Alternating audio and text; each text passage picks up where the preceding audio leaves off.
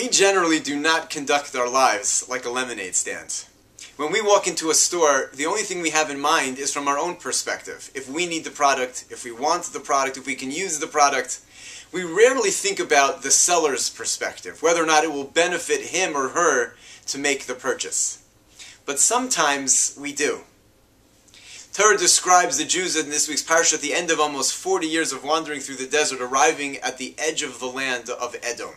And Moshe sends a message to the king of Edom asking for permission for the Jews to traverse through the land. And Rashi explains that part of his request including the following generous offer. We have our own food, our own drink, Moshe said. The mun falls from the heavens, the well travels with us miraculously, providing us with water. We don't need anything from you.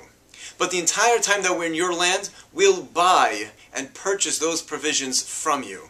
Not because we need it, but because it's to your benefit. And from here the sages derive, as Rashi quotes, that any traveler should purchase his provision from his host, even if he came with his own, but because it's to his host's benefit. And it's common courtesy to do such a thing, even though you don't need it yourself.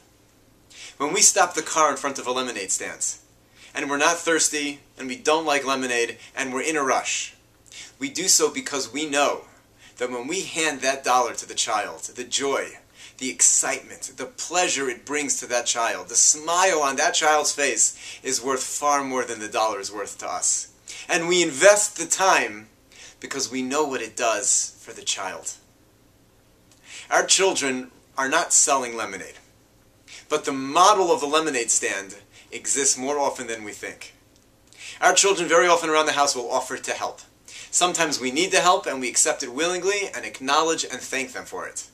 Many of the times, however, when they offer to help, we don't really need the help.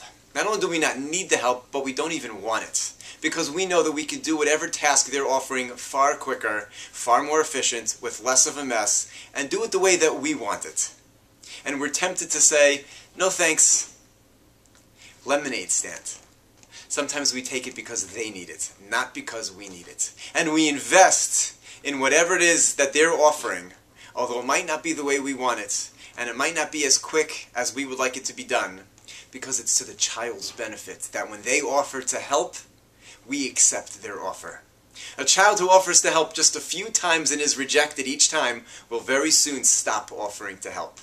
But a child whose help is accepted, who's made to feel appreciated, that we understand what they're giving and we make them feel good about what they're offering and contributing, will continue to offer, will continue to contribute, and will continue to develop in a positive way in which they think about giving. They think about being selfless. And that's our investment in the lemonade stand to our children. Have a great Shabbos.